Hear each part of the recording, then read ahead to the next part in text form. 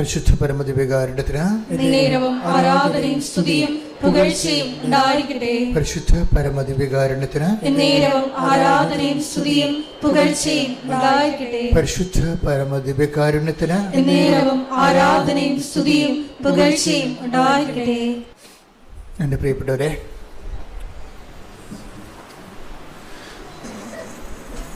ഈ ദിവസങ്ങളിൽ നടന്ന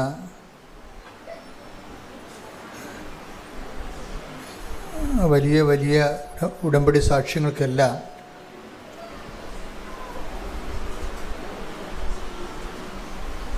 ഒരു കോമൺ ഫീച്ചറുണ്ട്.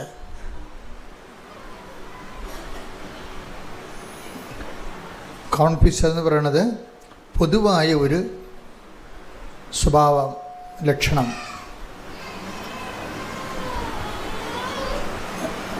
അതായത് എന്താണ് ഈ പൊതുവായ ലക്ഷണം? ഈ ഒരു 4-5 സാക്ഷ്യങ്ങൾ, 4-5 ദിവസങ്ങളിലുള്ള സാക്ഷ്യങ്ങൾ ഒരുമിച്ച് കൂട്ടി പരിശോധിച്ചപ്പോഴാണ് എനിക്കത് മനസ്സിലായത്.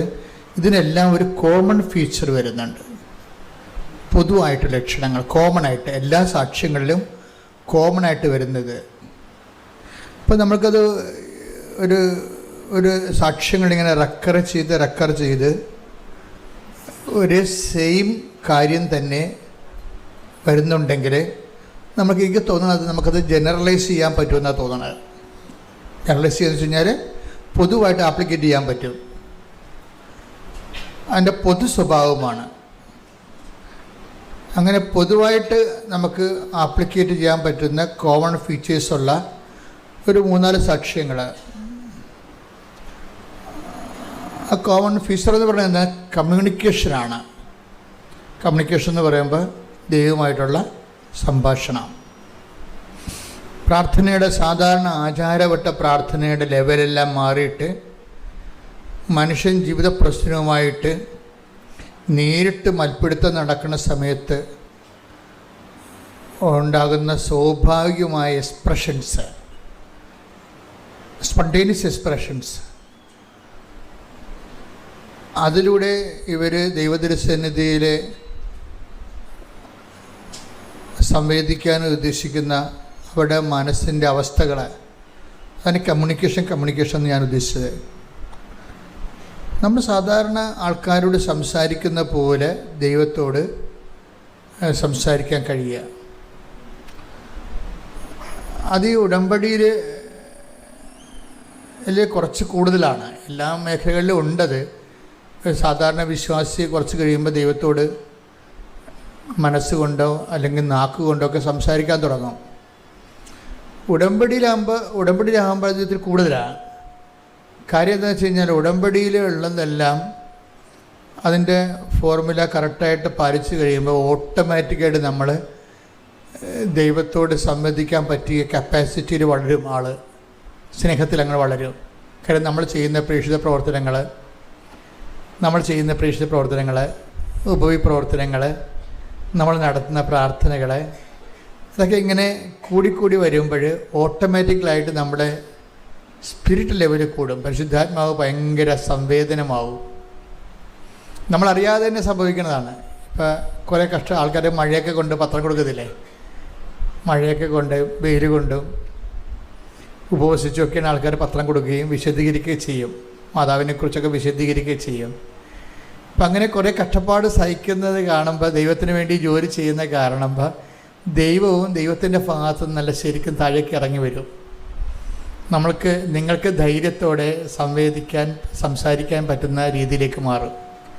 അപ്പം നമ്മൾ അറിയാതെ തന്നെ ദൈവത്തോട് സംസാരിക്കാൻ പറ്റുന്നൊരു പുതിയ ശീലം രൂപപ്പെട്ടു വരും. നിങ്ങൾക്കത് അറിയാമോയെന്നറിയത്തില്ല. പലർക്കും ഇപ്പോൾ ഈ ശീലമുണ്ട്. പലരും ദൈവത്തോട് സംസാരിക്കുന്നുണ്ട്. അങ്ങനെ ആ ലെവൽ വന്നു കഴിഞ്ഞാൽ അത് നമ്മൾ സംസാരിക്കാൻ വേണ്ടി സംസാരിക്കണമല്ല. ഈ കുറേ നാളിങ്ങനെ സുവിശേഷ വേലയൊക്കെ ചെയ്ത് വന്നപ്പോഴും, ദൈവത്തിന് വേണ്ടി വിഭവപ്രവർത്തനങ്ങളൊക്കെ ചെയ്തു വന്നപ്പോഴും, വചനം പാലിച്ച് ജീവിച്ചപ്പോഴേ, അവൻ പറയുന്ന പോലെ തന്നെ ചെയ്തുകൊണ്ട് ജീവിച്ച് വന്നപ്പോൾ ഓട്ടോമാറ്റിക്കായിട്ട് നമ്മുടെ മനസ്സിൽ രൂപപ്പെട്ട് വന്നതാണ് ഈ സംഭാഷണ ശൈലി. നമുക്ക് ഇൻറ്റിമസി, അത് സംഭാഷണം എങ്ങനെ വരണതാണത്? ദൈവവുമായിട്ട് നമ്മളെ ഇൻറ്റിമസിയിലേക്ക് നമ്മളെ വളർത്തുന്നു എന്നതിൻ്റെ സൂചനയാണത്. നമുക്ക് ദൈവത്തോട് സംസാരിക്കാൻ തുടങ്ങുമ്പോൾ അതിൻ്റെ അർത്ഥം എന്തുകൊണ്ട് അങ്ങനെ സംസാരിക്കാൻ പറ്റണത്, നമ്മൾ ദൈവവുമായിട്ട് ഒരു ആത്മബന്ധം, ഇൻറ്റിമസി വെച്ചാൽ ആത്മബന്ധമായി. കാര്യം എന്താണ്? അവന് വേണ്ടിയാണ് നമ്മൾ പ്രേക്ഷിത പ്രവർത്തനം ചെയ്യണത്. ദൈവത്തിൻ്റെ സ്നേഹത്തെ പ്രതിയാണ് നമ്മൾ ഉപപ്രവർത്തനങ്ങൾ ചെയ്യണത്. ദൈവത്തിൻ്റെ സ്നേഹത്തെ പ്രതിയാണ് നമ്മൾ വിശുദ്ധിയോട് ജീവിക്കണത്. അപ്പോൾ ഇങ്ങനെയൊക്കെ വരുമ്പോൾ നമ്മൾ ദൈവമായിട്ടൊരു ഇൻറ്റിമസി ആയി കഴിയുമ്പോഴാണ് സംഭാഷണങ്ങൾ, ഇൻറ്റിമസി ആയിട്ടുള്ള ആൾക്കാർക്ക് അവർ സംഭാഷണങ്ങൾ വരും. അപ്പോൾ കഴിഞ്ഞ ദിവസങ്ങളിൽ ഡേവിസ് എന്നും പറഞ്ഞൊരു ചേട്ടൻ്റെ സാക്ഷിയാണ്. ഡേവിസ് ചേട്ടൻ്റെ സാക്ഷി എന്ന് പറയുന്നത്, ഡേവിസ് ചേട്ടൻ്റെ വൈഫിന്, തൃശ്ശൂരാണ്, ഡേവിസ് ചേട്ടൻ്റെ വൈഫിന് ക്യാൻസറാണ്, 3rd സ്റ്റേജാണ്. സാക്ഷി കിട്ടിയിട്ടുണ്ട്, ഞാൻ നിങ്ങൾക്ക് നോക്കിയാൽ മനസ്സിലാവും. ഞാനീ പറയുന്ന സാക്ഷിനൊക്കെ നിങ്ങൾ ഒന്നുകൂടി നോക്കണം കേട്ടോ. ഞാൻ പറയുന്ന ആംഗിളിൽ നോക്കണം, അത് വേറൊരു കാഴ്ചയാണ്. അപ്പോൾ ഡേവിസ് ചേട്ടന് ബയോപ്സിയൊക്കെ എടുത്തു. ക്യാൻസറിൻ്റെ ഒത്തിരിയേറെ, ശ്വാസകോശത്ത് ക്യാൻസറാണ്. അപ്പോൾ ഇനി ട്രീറ്റ്മെൻറ്റിന് ചെല്ലണം. ട്രീറ്റ്മെൻറ്റിന് ചെല്ലണത് മുമ്പ് അവർ പറഞ്ഞ് വീട്ടിലോട്ട് വിട്ടിരിക്കുകയാണ്, പാകപ്പെട്ടിട്ട് വരാൻ വേണ്ടി. അപ്പോൾ വൈഫ് ഡേവിസിനോട് പറഞ്ഞത്, ഞാൻ ഉടമ്പടി എടുത്തതാണല്ല, നമുക്ക് പുതുക്കിയിട്ട് അമ്മനെ ചെന്ന് കണ്ട് കാര്യവും പറഞ്ഞ് പോകാമെന്ന് പറഞ്ഞു. അപ്പം അവർ പറഞ്ഞത്, അമ്മയെ ചെന്ന് കണ്ടിട്ട് ഞാനിങ്ങനെ ട്രീറ്റ്മെൻറ്റിന് പോവുകയാണെന്നുള്ളത് പറഞ്ഞിട്ട് പോകാമെന്ന് പറയും. അപ്പോൾ നമുക്ക് ഉണ്ടാകുന്നൊരു ഗുണം അതാണ്, പറഞ്ഞിട്ട് പോവുക എന്ന് പറഞ്ഞാൽ നമ്മളെ സംബന്ധിച്ചിടത്തോളം വലിയൊരു ആശ്വാസമാണ്. കാര്യം സാധാരണ മനുഷ്യന്മാരോട് പറഞ്ഞ പോലെ അല്ലല്ലോ. അപ്പം അതുകൊണ്ട് പറഞ്ഞിട്ട് പോരാം. പക്ഷേ ഡേവിസ് പറയണത്, നിന്നെ എങ്ങനെ കൊണ്ടുപോകും? കാര്യം ശ്വാസം കിട്ടണില്ല, ശരിക്കും ആളിന് നിൽക്കാൻ പറ്റണില്ല, പിന്നെ ഇങ്ങനെ നടക്കണത്, ആളിന് നിൽക്കാൻ പറ്റണില്ല, പിന്നെ ഇങ്ങനെ നടക്കണത്. അപ്പം എങ്കിലും ആ മനുഷ്യൻ ഒരു നല്ല മനുഷ്യനാണ് കേട്ടോ. അയാൾ പറഞ്ഞ് ശരി ഞാൻ കൊണ്ടുപോകാമെന്ന് പറഞ്ഞ്. അപ്പോൾ അയാൾ പറയണത്, ഞാനിവിടെ ഒരു കണക്കിന് ആളെ താങ്ങിപ്പിടിച്ച് ഇവിടെ ബസ്സിലാണെങ്കിൽ ഇവിടെ കൊണ്ടുവന്ന് അപ്പുറത്ത് ഇറക്കി കഴിഞ്ഞപ്പോൾ ഒരു ചുവട് വിളക്കി ഇങ്ങോട്ട് വരാൻ പറ്റണില്ല. അവിടെ തളർന്നിരിക്കണ അവസ്ഥയായി, പറ്റണില്ല, അത്രയും ആപത്ത് പോയി. അപ്പോൾ ആ മനുഷ്യൻ എന്ത് ചെയ്ത്, അമ്മയുടെ മുമ്പിൽ വന്നല്ലോ എന്ന് പറഞ്ഞാൽ എടുത്ത് എന്നതുപോലെ ഈ മനുഷ്യൻ വിയർത്തൊലിച്ച് ആളെ കൊണ്ടുവന്ന് ഇവിടെ അമ്മയുടെ മുമ്പിൽ നിർത്തിയിട്ട് അമ്മയോട് ചോദിക്കുമോ, ഞങ്ങളുടെ അവസ്ഥ കണ്ട എന്ന് ചോദിക്കൂ. അതാണ് ഇൻറ്റിമസി എന്ന് പറയുന്നത്. അതാണ് ഇൻറ്റിമസി എന്ന് പറയുന്നത്. ഞങ്ങളുടെ അവസ്ഥ കണ്ട എന്ന് പറയുമ്പോൾ ഈ മനുഷ്യൻ കരഞ്ഞു പോകും. ആത്മാർത്ഥതയോടെ അദ്ദേഹം വന്ന് മാതാവിൻ്റെ അടുത്ത് നിൽക്കുകയാണ്. അപ്പോൾ ഇനി എന്താ സംഭവിച്ചു കഴിഞ്ഞാൽ, ഇത് പറഞ്ഞിട്ട് ഇദ്ദേഹം പുതുക്കാൻ വേണ്ടി ഇവിടെ ആളെ കൊണ്ട്, മാതാവിനെ കൊണ്ടൊന്ന് കാണിച്ച് വരവേൽപ്പിച്ചിട്ട് ഇദ്ദേഹം പുതുക്കാൻ വേണ്ടി പോകും. പുതുക്കാൻ പോകുമ്പോൾ നിങ്ങൾക്കറിയാമല്ലോ, ഒരു നില കയറേണ്ടി വരും പുതുക്കാൻ വേണ്ടി. അപ്പോൾ ഈ ആളെ കൊണ്ട് മുകളിലോട്ട് കയറാൻ പാടാണ്. എങ്കിലും ആ മനുഷ്യൻ പരാതികളൊന്നും പറയാതെ ഈ ആളെ പേഷ്യൻറ്റിനെ എടുത്തുന്ന രീതിയിൽ പുതുക്കണ നിലയിൽ ചെല്ലുമ്പോൾ തന്നെ എന്താണ് ചോദിച്ചു പോയിരിക്കണത്, ഞങ്ങളുടെ അവസ്ഥ കണ്ട എന്നാ ചോദിച്ചത്. അതാണ് ഇത്ര ചോദിച്ചുള്ളൂ, വേറെ ചോദിച്ചില്ല. പുതുക്കണ സ്ഥലത്ത് ചെന്നപ്പോൾ തന്നെ സുഗന്ധാഭിഷേകം അടിക്കാൻ തുടങ്ങി. ഡേവിസ് ചേട്ടൻ പറയണത്, ഞാൻ പിന്നെ പുതുക്കി ഞങ്ങൾ ഇവിടുന്ന് വീട്ടിൽ വരെ ഞങ്ങളത് ഫോളോ ചെയ്യുന്നുണ്ട്, സുഗന്ധാഭിഷേകം ഫോളോ ചെയ്യാൻ. അതിൻ്റെ അർത്ഥം ഡേവിസിന് മനസ്സിലാക്കണം, ഇതിവിടെ ആരും മുല്ലപ്പൂ ഉപയോഗിച്ചതും സെൻ്റടിച്ചതല്ല, ഞാൻ തന്നെയാണ് ഞങ്ങളുടെ അവസ്ഥ കണ്ടോ എന്നല്ലേ ചോദിച്ചത്, ഞാൻ കണ്ടു എന്ന് നിന്നെ ബോധ്യപ്പെടുത്താൻ വേണ്ടിയാണ്. ഇത് വീട് വരെ വരും, സഞ്ചാരി മാതാവ് വീട് വരെ സുഗന്ധാഭിഷേകമായിട്ട് വരും. വന്നു കഴിഞ്ഞതിന് ശേഷം ഇദ്ദേഹം പിറ്റേ ദിവസം RCC പോവും. RCC പോയിട്ട് ട്രീറ്റ്മെൻറ്റ് തുടങ്ങാൻ വേണ്ടി 2ാമത് സ്കാൻ ചെയ്യും. അപ്പോൾ ഡോക്ടർ ചോദിക്കും, നമ്മൾ കണ്ടതൊന്നും ഇപ്പം ഇതിൻ്റെ കാണുന്നില്ലല്ലോ എന്ന് പറയും.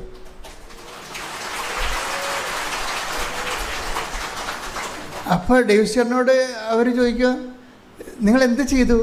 ഞങ്ങൾ കൃപാസന അമ്മയെ കാണാൻ പോയി. അതാണ് സംഭവം. ഞങ്ങളുടെ അവസ്ഥ കണ്ടോന്ന് ചോദിച്ചില്ലേ, അത്രേ ഉള്ളൂ. ഓപ്പറേഷനില്ല, മരുന്നില്ല, അമ്മയെ ഒന്ന് കണ്ടതാണ്. ആ ഇൻറ്റിമസിയാണ് സംഭവം. നമ്മളെപ്പോഴും നമ്മൾ ശ്രദ്ധിക്കണം, എവിടെയാണ് നമ്മൾ വരണത്, എന്താണെന്നുള്ളത് ഇതുപോലെ നേരിട്ട് പറയാൻ കഴിയണം. കമ്മ്യൂണിക്കേഷൻ ലെവൽ ഡെവലപ്പ് ചെയ്ത് വരണം. കമ്മ്യൂണിക്കേഷൻ ലെവൽ പ്രാർത്ഥിച്ച്, കർത്താവായ ദൈവമേ, ഞങ്ങളുടെ ഉടമ്പടി ജീവിതം ദൈവത്തിന് ബോധ്യമാകാൻ വേണ്ടി മാത്രം ഞങ്ങളെ വിശ്വാസത്തിലും ദൈവസ്നേഹത്തിലും വളർത്തണമേ. ഞങ്ങളെ വിശ്വാസത്തിലും ദൈവസ്നേഹത്തിലും വളർത്തണമേ. ശ്രദ്ധിക്കട്ടെ. ഹല്ലേലൂയ,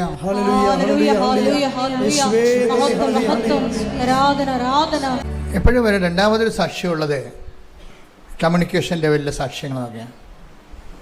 നിങ്ങളും ഇതുപോലെ കമ്മ്യൂണിക്കേഷൻ ലെവൽ വളരണേ. അതിനു വേണ്ടിയാണ് അച്ഛൻ ഇതെല്ലാം കൂട്ടിയിട്ട് പറയണത്. അത് വേറൊരു സാക്ഷി ദിവസങ്ങൾ വന്നത് ബൈജൂസ് എന്ന് പറഞ്ഞൊരു സാക്ഷിയുണ്ട്. ബൈജൂസ് പൊൻകുന്നത്തുകാരനാണ്. ആസ്ട്രേലിയയിൽ അദ്ദേഹം ഒരു കമ്പനി ജോലി ചെയ്യുകയാണ്. പിന്നെ കരാട്ട ക്ലാസ് നടത്തും.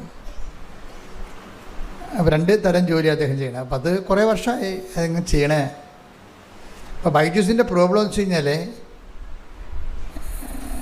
അദ്ദേഹത്തിന് ഈ കൃപാസനത്തിനോട് വെറുപ്പാണ്. അതിൻ്റെ കാരണം വെച്ചാൽ കുറേ പാഴ് വീഡിയോകൾ കണ്ടിട്ടുണ്ട് പുള്ളി. കുറേ കള്ള വീഡിയോ ഒക്കെ ആൾക്കാർ നമ്മളെ കളിയാക്കാൻ വേണ്ടി ഇട്ടില്ലായിരുന്നില്ലേ, പത്രം തിന്നെന്നൊക്കെ പറഞ്ഞുകൊണ്ട്. അത് സംഭവിക്കാത്ത കാര്യമാണ്.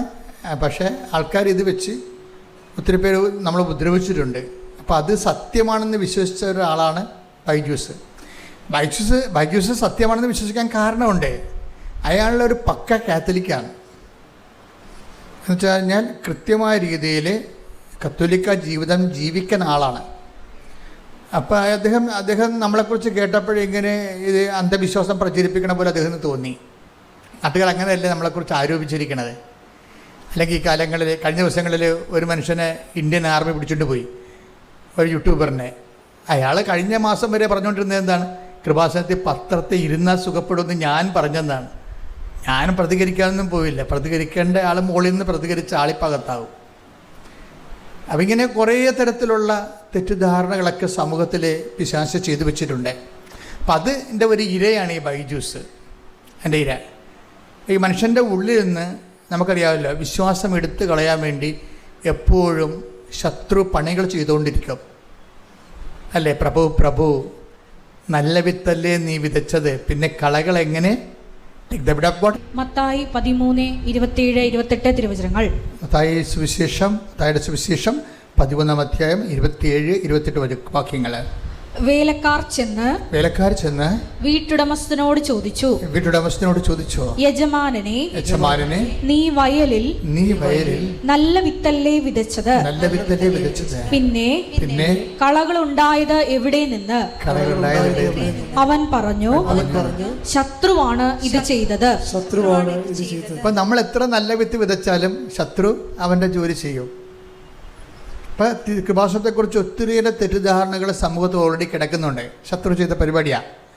അതെന്തുകൊണ്ടാണ് കൃപാസനത്തിൽ മാത്രം ഇങ്ങനെ, കൃപാസനത്തെക്കുറിച്ച് മാത്രം എന്തുകൊണ്ടാണ് ഇത്രയും വിമർശിക്കപ്പെടുന്നത് എന്തുകൊണ്ടാണ്?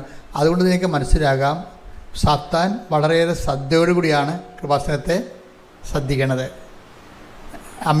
അമ്മയുടെ തനി സാന്നിധ്യം ഉള്ളത് കൊണ്ട് ഇവിടെ ആത്മാക്കൾ വീണ്ടെടുക്കുമെന്ന് സാത്താന് നല്ല കൃത്യമായിട്ട് അറിയാം.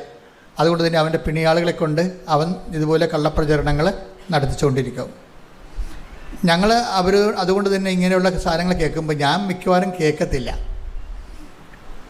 എന്താ കാരണം വെച്ചാൽ കേൾക്കണമെങ്കിൽ വലിയ പ്രത്യേകിച്ച് കാര്യമൊന്നുമില്ല. അതുകൊണ്ടാണ് ഒരു കാര്യമില്ല. കാര്യം നമ്മുടെ സുവിശേഷ വേലയായിട്ട് മുന്നോട്ട് പോകും. എന്തുകൊണ്ടാണ് കേൾക്കണത് വലിയ കാര്യമില്ലെന്ന് പറയാൻ കാര്യം വെച്ച് കഴിഞ്ഞാൽ, നമ്മൾ ചെയ്യേണ്ട ഇത്രയേ ഉള്ളൂ. നമ്മൾ യുദാസിനെ കർത്താവ് അപ്പം മുക്കി കൊടുത്ത്, എന്നിട്ട് എന്താ പറഞ്ഞത്? മനുഷ്യപുത്രൻ എഴുതപ്പെട്ടിരിക്കുന്ന പോലെ കടന്നു പോകും, നീ ചെയ്യാനുള്ളത് വേഗം ചെയ്യുക. അതാണ് നിലപാടതാണ്. യോഹന്നാൻ 13:27. അപ്പക്കഷ്ണം സ്വീകരിച്ചതിനെ തുടർന്ന് സാത്താൻ അവനിൽ പ്രവേശിച്ചു. യേശു അവനോട് പറഞ്ഞു, നീ ചെയ്യാനിരിക്കുന്നത് വേഗം ചെയ്യുക. ആരോടാ പറഞ്ഞത്? യുവദാസോടല്ല. അപ്പക്കഷ്ണം സ്വീകരിച്ച ഉടനെ സാത്താൻ അവനിൽ പ്രവേശിച്ചു. യേശു അവനോട് പറഞ്ഞു. ആരോട് പറഞ്ഞു? സാത്താനോട്.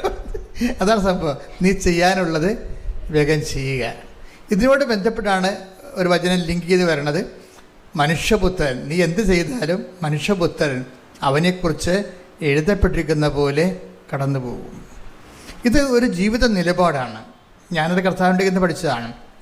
എന്നുവെച്ചാൽ നമ്മളെക്കുറിച്ച് ആക്ഷേപങ്ങൾ, ഇപ്പം നിങ്ങൾക്ക് ഏഷണി, വൈരാഗ്യം, നിങ്ങളുടെ ജോലി മുടക്കുക, കല്യാണം മുടക്കുക, അല്ലേ, നിങ്ങളുടെ താത്തി കിട്ടുക, ഗ്രൂപ്പിസമായിട്ട് നിങ്ങളെ ഒഴിവാക്കുക, ഇങ്ങനെ ഒത്തിരി അഭ്യാസങ്ങൾ കുടുംബങ്ങളിലും നിങ്ങൾ ജോലി ചെയ്യുന്ന സ്ഥലങ്ങളിലും സ്കൂളിലും എല്ലായിടത്തും നടക്കും. സ്കൂളെന്ന് പറയേണ്ട എല്ലാ മനുഷ്യൻ്റെ സമാജങ്ങളിലെല്ലാം ഇത് നടക്കും. അപ്പോൾ നമ്മുടെ നിലപാട് എന്താണ്? നമ്മൾ ഉടനെ അവിടെ വാക്കത്തേക്ക് പിടിക്കാൻ പോവുക? ഇല്ല. നമ്മളെന്ത് ചെയ്യും? സാത്താന് ചെയ്യാനുള്ള ചെയ്യട്ടെ. കാര്യം എന്താ? സാത്താനേക്കാൾ വലിയ ആയുധമാണ് നമ്മുടെ കയ്യിലുള്ളത്. എന്താണ്? മനുഷ്യപുത്രൻ, അവനെക്കുറിച്ച് പിതാവിൻ്റെ തിരുമനസ്സിൽ എന്തെഴുതിയിരിക്കുന്നു, സുവിശേഷത്തിൽ എന്താണ് നമ്മൾ ചെയ്യണമെന്ന് പറഞ്ഞിരിക്കുന്നത്, അതാണ് എഴുതപ്പെട്ടിരിക്കുന്നത്. പ്രവചനങ്ങൾ മാത്രമല്ല, സുവിശേഷത്തിൽ ഒരു വിശ്വാസി ഇങ്ങനെയുള്ള സാഹചര്യങ്ങളിൽ എന്ത് ചെയ്യണമെന്നാണ് സുവിശേഷം എഴുതിയിരിക്കുന്നത്. മനുഷ്യപുത്രൻ എഴുതപ്പെട്ടിരിക്കുന്ന പോലെ കടന്നു പോകും. എന്താണ്? ശത്രുക്കളെ വേണ്ടി പ്രാർത്ഥിക്കുവാൻ, ദ്രോഹിക്കുന്നവരെ ആശീർവദിക്കുക മാത്രമേ ചെയ്യാവൂ. Take the bed up. ശ്രദ്ധിക്കട്ടെ. ഹല്ലേലൂയ, ഹല്ലേലൂയ, ഹല്ലേലൂയ, ഹല്ലേലൂയ, ഹല്ലേലൂയ, ഹല്ലേലൂയ. ലൂക്കാ 6:27. എന്റെ വാക്ക് ശ്രവിക്കുന്ന നിങ്ങളോട് ഞാൻ പറയുന്നു, ശത്രുക്കളെ സ്നേഹിക്കുവിൻ, നിങ്ങളെ ദ്വേഷിക്കുന്നവർക്ക് നന്മ ചെയ്യുവിൻ, ശപിക്കുന്നവരെ അനുഗ്രഹിക്കുവിൻ, അധിക്ഷേപിക്കുന്നവർക്ക് വേണ്ടി പ്രാർത്ഥിക്കുവിൻ. ഇതാണ് എഴുതപ്പെട്ടിരിക്കുന്നത്. പിടിയിട്ടില്ലേ? ഇതാണ് എഴുതപ്പെട്ടിരിക്കുന്നത്. ഇപ്പോൾ ഒരു വ്യക്തി പ്രതിരോധത്തിൽ വരികയും മറ്റുള്ളവർ നമ്മളെ സൈഡ്ലൈൻ ചെയ്യുകയും ഒഴിവാക്കുകയും നമ്മൾ വട്ടം ചവിട്ടുകയും നമ്മൾ വളർച്ച മുരടിപ്പിക്കുകയും നമ്മളെക്കുറിച്ച് ദൂഷണങ്ങളെല്ലാം പറഞ്ഞ് പരത്തുകയും ചെയ്യുമ്പോൾ നമുക്ക് പറയാനുള്ളത് എന്താണ്? നിങ്ങൾ ചെയ്യാനുള്ളത് വേഗം ചെയ്യുക. കാര്യം നിന്നിൽ സാത്താൻ പ്രവശിച്ചുകൊണ്ടാണ് നീ ഇത് ചെയ്യണത്. അപ്പം നമ്മളെന്താ ചെയ്യേണ്ടത്? മനുഷ്യപുത്രൻ എഴുതപ്പെട്ടിരിക്കുന്നത് ഇങ്ങനെയുള്ള സിറ്റുവേഷനിൽ നമ്മൾ എന്ത് ചെയ്യണമെന്നാണ് വചനത്തിൽ എഴുതിയിരിക്കുന്നത്. അതാണ് സംഭവം. അല്ല, യേശുക്രിസ്തുവിനെക്കുറിച്ച് പറഞ്ഞ പ്രവചനങ്ങളെക്കാൾ ഉപരി ഇങ്ങനെയുള്ള സിറ്റുവേഷൻസ് വരുമ്പോൾ ഇങ്ങനെയുള്ള സാഹചര്യത്തിൽ എന്താണ് ചെയ്യണമെന്നാണ് അവൻ പറയണ പോലെ ചെയ്യുകയല്ലേ ഉടമ്പടി, അല്ലേ? അവൻ പറയണ പോലെ ചെയ്യുന്നതാണല്ല, ചെയ്തോളാമെന്നാണല്ലോ നമ്മൾ ഉടമ്പടി പറയണത്. അപ്പോൾ ഇങ്ങനെയുള്ള സാഹചര്യം വരുമ്പോൾ ചിലപ്പോൾ നാത്തൂനാകാം, ചിലപ്പോൾ ഹെഡ് മാസ്റ്ററാകാം, ചിലപ്പോൾ യൂണിയൻകാരാകാം, ചിലപ്പോൾ അയൽവാസികളാകാം. ഇങ്ങനെ ഉടമ്പടി ജീവിതത്തിന് ഒത്തിരിയേറെ ആൻറ്റിവൈറസുകളുണ്ടാവും. ഇപ്പം നമ്മളും അവരെപ്പോലെ ഒരു വൈറസായിരിക്കുന്ന സമയത്ത് നമുക്കത് പ്രശ്നമല്ല. നമ്മളൊരു വിശുദ്ധിയിലേക്കും കർത്താവിൻ്റെ സുവിശേഷ വിഹിതമായ ജീവിതത്തിലോട്ട് വരുമ്പോഴായിരിക്കും ഈ സംഭവങ്ങളെല്ലാം പത്തി വിടർത്തി വരണത്. അപ്പോൾ നിങ്ങളെന്ത് ചെയ്യണം? ഇത് മൗനമായിട്ട് നിന്നുകൊണ്ട് ഇതിനെ നീ ചെയ്യാനുള്ളത് വേഗം ചെയ്തോളാൻ പറഞ്ഞു. നമ്മളെന്ത് ചെയ്യും? മനുഷ്യപുത്രൻ എഴുതപ്പെട്ടിരിക്കുന്നവർ ഈ വിഷയത്തിൽ ഞാൻ എന്ത് നിലപാടെടുക്കണമെന്നാണ് എൻ്റെ കർത്താവ്. ഇപ്പം കഴിഞ്ഞ ദിവസങ്ങളിലേ ഇവിടെ ഒരു സാക്ഷ്യം വന്ന് സാക്ഷ്യമൊക്കെ എഴുതി വാങ്ങിച്ച് അത് പറയിപ്പിക്കണ ഒരു സിറ്റുവേഷൻ ആയപ്പോൾ ഇവിടെ സാക്ഷ്യത്തെ പറയിപ്പിക്കുന്നവർ അതിൻ്റെ ഇടപെട്ട് പറഞ്ഞു, ചേച്ചി അത് 20 വർഷമായിട്ട് മക്കളില്ല, അവർക്ക് 20 വർഷമായിട്ട് അവർക്ക് മക്കളില്ല. അതാണ് വിഷയം. അപ്പോൾ ഉടമ്പടി എടുത്തപ്പോൾ ഉടനെ മക്കളെ കിട്ടി. അപ്പോൾ നല്ല സാക്ഷ്യമല്ലേ അത്? പക്ഷെ ഇവിടെ പറയിപ്പിച്ചില്ല. അതെന്താ പറയിപ്പിക്കഴിഞ്ഞത്? അത് അവരോട് ചോദിച്ചു, നിങ്ങളിത് IVF എടുത്തിട്ടാണ് ഇത് നടന്നതെന്ന് ചോദിച്ച്. അവർ പറഞ്ഞ് ഞങ്ങൾ IUI എടുത്താണെന്ന് പറഞ്ഞ്. അത് സഭാ പഠനങ്ങൾക്ക് വിരുദ്ധമല്ലേ? അതാണ് സംഭവം. സാക്ഷ്യം പറയിപ്പിക്കത്തില്ല. നമ്മളെ സംബന്ധിച്ചിടത്തോളം ഒരു സിറ്റുവേഷൻ ഉണ്ടാകുമ്പോൾ ആദ്യം വചനത്തിൽ എന്ത് പറയണമെന്ന് നോക്കും. രണ്ടാമതാണ് വചനത്തിൽ തന്നെ അതാത് കാര്യങ്ങളിൽ എന്തിനാണ് ഈ മാർപ്പാപ്പയൊക്കെ ഇത്രയും കഷ്ടപ്പെട്ട് തിരഞ്ഞെടുക്കണത്? അതിനെന്തിനാണ് സംഘത്തെ വെച്ചിരിക്കണത്? നമ്മുടെ ആത്മാവിൻ്റെ സംരക്ഷിക്കാൻ വേണ്ടിയാണ്. നമ്മുടെ ഒരു കാലങ്ങൾ മാറി മാറി വരുമ്പോൾ പുതിയ പുതിയ ആത്മീയ പ്രതിസന്ധികൾ ഉണരുമ്പോൾ അതിനെക്കുറിച്ച് ഉള്ളൊരു നോട്ട് തന്നിട്ട് നമ്മളെ ഗൈഡ് ചെയ്യണ്ടേ. അവിടെ കഴിക്കണ വലിയ വടി എന്താണ് ഇരിക്കണത്, ആ വടി കൊണ്ട് ഇങ്ങനെ ആടിൻ്റെ മുമ്പിൽ കൊണ്ടുപോകുന്നത് ഇങ്ങനെ അടിച്ചടിച്ചാണ് കൊണ്ടുപോകണത്. 10 അടി അപ്പുറത്ത് പിന്നെ കാഴ്ചയില്ല. അതുകൊണ്ട് ഇടയൻ്റെ കയ്യിലൊരു വടി ഉണ്ടാവും. ആ ഇടയൻ എന്ത് ചെയ്യും, അടി കേൾക്കാൻ പറ്റുന്ന കാരണം പോകേണ്ട ദിക്ക് ഇങ്ങനെ അടിച്ച് കാണിക്കും, റോഡിലായിട്ട് അടിച്ച് കാണിക്കും. അപ്പോൾ ആടെ ആ വഴിക്ക് തിരിച്ചു പോകും. അതിനാണ് ഈ വലിയ മാർപ്പാപ്പയുടെ കയ്യിലൊക്കെ മെത്രാന്മാരുടെ കയ്യിലൊക്കെ ഒരു വടി ഇരിക്കണില്ല. അവരുടെ അതായത് നമ്മൾ വിശ്വാസത്തിന് വ്യതിചലിക്കുന്നു എന്ന് കണ്ടാൽ അവർ നമുക്ക് നോട്ട് തരും ഉടനെ. അതാണ് സഭയുടെ സംവിധാനം എന്ന് പറയുന്നത്. ഓരോരുത്തർക്കും തോന്നിയ പോലെ ജീവിക്കാൻ പറ്റത്തില്ല. അതിന് കർത്താവിൻ്റെ വചനമുണ്ട്, വചനത്തെക്കുറിച്ചുള്ള കൃത്യമായ വ്യാഖ്യാനമുണ്ട്. അതിന് ആ ജീവിത രീതിയിൽ ഒരു പുതിയ കാലം വരുമ്പോൾ, പുതിയ ശാസ്ത്രം, പുതിയ ഓപ്ഷൻസ് വരുമ്പോൾ അത് ദൈവഹിത പ്രകാരമാണോ എന്നുള്ളത് വ്യാഖ്യാനിച്ചിട്ട് കറക്റ്റ് വഴി പറഞ്ഞു തരൂ. അതിനാണ് ഇടയനെന്ന് പറയണത്. കർത്താവന്മാരൊക്കെ നമ്മൾ എന്താ വിളിക്കണത്, ഇടയനെന്നാണ് വിളിക്കണത്. അവരെഴുതുന്ന ലേഖനങ്ങൾക്ക് എന്താ പറയണത്, ഇടയ ലേഖനം എന്നാണ് പറയണത്.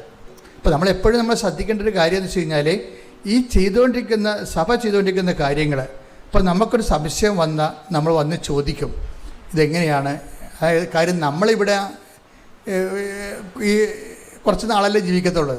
എത്ര കാലം ജീവിക്കും? മാക്സിമം വന്നാൽ 70 കൊല്ലം ജീവിക്കും.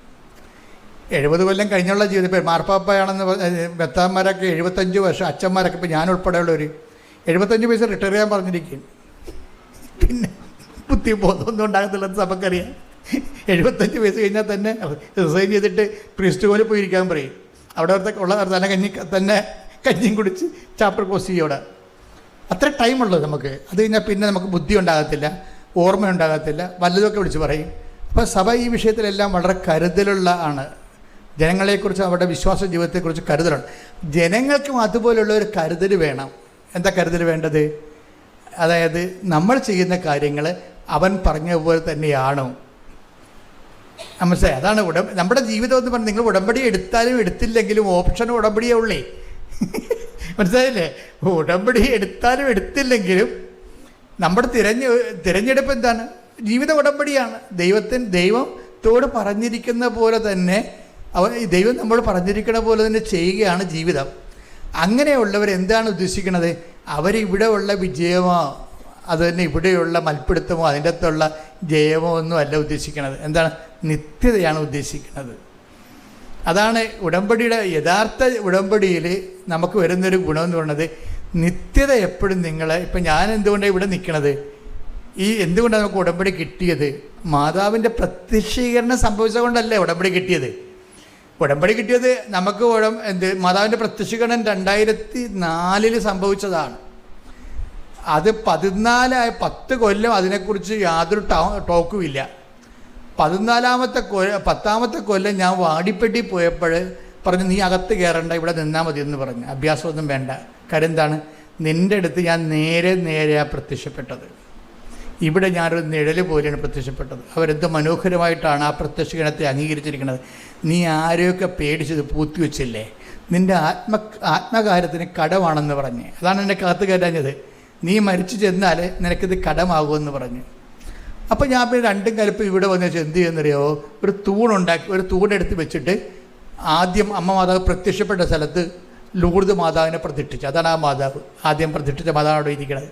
ഇവിടെ പുതുക്കുന്ന സ്ഥലത്തിരിക്കണില്ലേ, അതാ മാതാവാണ്. മാതാവിനെ പ്രതിഷ്ഠിച്ചിട്ട് ഒരു പ്രാർത്ഥനയും തുടങ്ങി. അമ്മയുടെ പ്രത്യക്ഷീകരണത്തിൻ്റെ ദശവത്സര പ്രാർത്ഥനയിൽ അമ്മ ആഗ്രഹിക്കുന്നൊരു കൃപാവര പദ്ധതി കൃപാസനത്തിലും ഞങ്ങളുടെ കുടുംബത്തിലും നിറവേറാൻ ഇടയാക്കണം. ജനങ്ങളെ അടിച്ചു കൊടുത്തു, ചീട്ടടിച്ചു കൊടുത്ത്, കൊച്ചു പ്രാർത്ഥന അടിച്ചു കൊടുത്തിട്ട് അമ്മയുടെ പ്രത്യക്ഷീകരണത്തിൻ്റെ ഭാഗമായി അമ്മ ആഗ്രഹിക്കുന്ന ഒരു കൃപാവര പദ്ധതി കൃപാസനത്തിലും ഞങ്ങളുടെ കുടുംബത്തിലും നിറവേറാൻ ഇടയാക്കണമേ. എന്നിട്ട് ഇവിടെ ഉള്ളവർക്കെല്ലാം കൊടുത്തിട്ട് അവസാനം ഞാനൊരു ജോസി എന്ന് സഹോദരൻ്റെ ഇവിടെ ഇപ്പോഴും എൻ്റെ കൂടെ ഉണ്ട്. ഞാൻ ജോസി പറഞ്ഞപ്പോൾ, ജോസി ഇതിൻ്റെ ഒരു 10,000 കോപ്പി അടിക്കണം, മല ഇറങ്ങി വരുന്ന എല്ലാവർക്കും കൊടുക്കണമെന്ന് പറഞ്ഞു. മലയാറ്റൂർ മല കയറാൻ പോണില്ലേ, അതിൻ്റെ ചവിട്ടിപ്പോയി നിന്നിട്ട് ഇറങ്ങി വരുന്ന അണ്ണന്മാർക്ക് എല്ലാം കൊടുക്കണം, മാതാവിൻ്റെ പ്രത്യക്ഷീകരണത്തിന് വേണ്ടി പ്രാർത്ഥിക്കാൻ, അതിൻ്റെ സ്ഥിരീകരണത്തിന് വേണ്ടി പ്രാർത്ഥിക്കാൻ. അപ്പോൾ ഈ ഒരു ബോധം ഇങ്ങനെ 6 മാസം കഴിഞ്ഞപ്പോഴാണ് അമ്മ ഉടമ്പടി പ്രാർത്ഥന തരണത്. അതാണ് അമ്മ ആഗ്രഹിക്കുന്ന കൃപാവര പദ്ധതി എന്ന് പറയുന്നത്. അമ്മ ചോദിച്ചത് എന്താ? അമ്മ ആഗ്രഹിക്കുന്നൊരു കൃപാവര പദ്ധതി കൃപാസനത്തിലും ഞങ്ങളുടെ കുടുംബത്തിലും നിറവേറാൻ ഇടയാക്കണം. അപ്പോൾ കൃപാസനത്തിൽ നിറവേറണം, അത് എന്ത് പ്രാർത്ഥനയെന്ന് എനിക്ക് തന്നെ അറിയാൻ പാടില്ല. ഞാൻ വാടിപ്പടിയിൽ നിന്ന് ഇറങ്ങിയപ്പോൾ എൻ്റെ നാക്കിൽ വന്ന പ്രാർത്ഥനയാണത്. അമ്മ ആഗ്രഹിക്കുന്ന ഒരു കൃപാവര പദ്ധതി കൃപാസനത്തിലും ഞങ്ങളുടെ കുടുംബത്തിലും നിറവേറാൻ ഇടയാക്കണമേ. അപ്പം കുടുംബം ഇതിനകത്ത് കുടുംബത്തിൽ എന്തെങ്കിലും പ്രശ്നം ഉണ്ടെങ്കിൽ ഈ പ്രത്യക്ഷീകരണം കൊണ്ട് ദൈവം കലക്കും, ഒരു സംശയമില്ല കാര്യം. കുടുംബത്തിൽ എന്തെങ്കിലും പ്രശ്നമുണ്ടെങ്കിൽ വൃത്തിയും മേനയുടെ നേരെ ചൊവ്വയാണ് ഉടമ്പടി ജീവിക്കണമെന്നുണ്ടെങ്കിൽ വിവരം അറിയും. കാര്യം എന്താ, ഇത് സീൽഡാണ്. എന്തിൻ്റെ സീൽഡാണ്? അമ്മയുടെ പ്രത്യക്ഷീകരണത്തിൻ്റെ സീൽഡാണ്. ഞാൻ പ്രത്യക്ഷീകരണം ഏറ്റുപറഞ്ഞ് എന്ത് വന്നത് വന്നോടുത്ത് വെച്ച് കാണാം, അല്ലെങ്കിൽ ദൈവം കണ്ടോളൂ എന്നും പറഞ്ഞുകൊണ്ട് 2004 സംഭവിച്ച അമ്മയുടെ പ്രത്യക്ഷീകരണം ഞാൻ റിസ്ക് എടുത്ത് ഏറ്റുപറഞ്ഞപ്പോഴാണ് അമ്മ അത് ഉടമ്പടി പ്രാർത്ഥനയൊക്കെ കൺവേർട്ട് ചെയ്ത് തന്നത്. ഇതുപോലെ നിങ്ങൾ ഈ പ്രത്യക്ഷീകരണത്തിന് ഏറ്റുപറഞ്ഞാൽ ഉടമ്പടി പെട്ടെന്ന് കത്തും. അതാണ് എപ്പോഴും നമ്മൾ ഉടമ്പടി എപ്പോഴും ഫയറാക്കാനുള്ള മാർഗം എന്ന് പറയുന്നത് ഈ പ്രത്യക്ഷീകരണമാണ്. അതായത് ഇപ്പം ഞാനിപ്പോൾ അലക്സച്ചനും അതുപോലെ തന്നെ സിസ്റ്റേഴ്സൊക്കെ ഇവിടെ വന്ന് സാക്ഷ്യം പറയുന്നുണ്ട്, വിശദീകരിക്കുന്നുണ്ട്. അപ്പം ഞങ്ങളെന്താ ചെയ്യണമെന്ന് വെച്ച് കഴിഞ്ഞാൽ, ഞങ്ങൾ നിങ്ങളുടെ സാക്ഷ്യം എടുത്തിട്ട് അത് പ്രത്യക്ഷീകരണത്തിൻ്റെ എക്സ്പ്രഷൻസ് എന്തുമാത്രം അതിൻ്റെ തൊണ്ടെന്ന് നോക്കിയിട്ട് അതനുസരിച്ചാണ് സാക്ഷ്യം വ്യാഖ്യാനിച്ച് തരണത്. അതെല്ലാം ഓരോ സാക്ഷ്യവും പ്രത്യക്ഷീകരണത്തിൻ്റെ തെളിവുകളാണ്. പ്രാർത്ഥിക്കുക. കർത്താവായ ദൈവമേ, കൃപാസനത്തിൽ ഞാൻ പരിശുദ്ധ അമ്മ വഴി അങ്ങയോട് ഉടമ്പടി എടുത്തിട്ട് ഉടമ്പടി ജീവിത രീതി എന്നെ പ്രത്യക്ഷീകരണത്തിന്റെ സാക്ഷിയാക്കാൻ എന്നെ തന്നെ ഒരുക്കുന്നതായിട്ട് ഞാൻ ഏറ്റുപറയുകയും എന്നെ സുവിശേഷത്തിന്റെ സാക്ഷിയാകാൻ സഹായിക്കണമെന്ന് പ്രാർത്ഥിക്കുകയും ചെയ്യുന്നു. ശ്രുതികടെ ഹല്ലേലൂയ ഹല്ലേലൂയ ഹല്ലേലൂയ ഹല്ലേലൂയ യേശുവേ നന്ദി ഹല്ലേലൂയ ഹല്ലേലൂയ ഹല്ലേലൂയ ഹല്ലേലൂയ ഹല്ലേലൂയ ഹല്ലേലൂയ ഹല്ലേലൂയ നന്ദി യേശുവേ, നന്ദി യേശുവേ, മഹത്വം യേശുവേ, ആരാധന. വാഗ്ദാന പേടകമേ സ്വർഗീയ പൊന്മലരേ കൃപാസനത്തിൻ്റെ അമ്മേ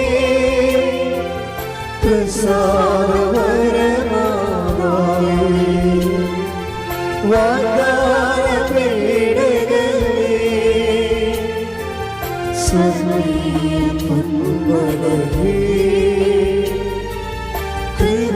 കൃപാസനത്തിൻ്റെ അമ്മേ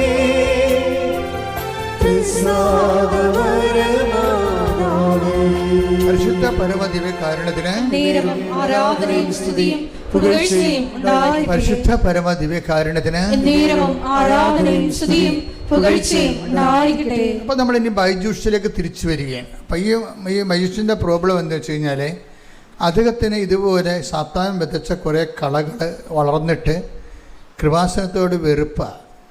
അപ്പോൾ അങ്ങനെ ഇയാൾ ലീവിന് വീട്ടിൽ വരും, എല്ലാ ധ്യാനകേന്ദ്രങ്ങളിലും പോയി 20 വർഷവും അയാൾ ഓരോ ധ്യാനകേന്ദ്രത്തിൽ പോയി ധ്യാനം കൂടിയിട്ടുണ്ട്. 22 വർഷം 22 വർഷമായി ആസ്ട്രേലിയയിലായിട്ട് വരുമ്പോൾ കുടുംബസമേതം വരുമ്പോഴേ ഇവരെല്ലാവരും കൂടി കേരളത്തിൽ വരുമ്പോൾ ഏതെങ്കിലും ഒരു ധ്യാനകേന്ദ്രം കണ്ടുപിടിച്ചിട്ട് അവിടെ പോയി ഒരു ധ്യാനം കൂടും.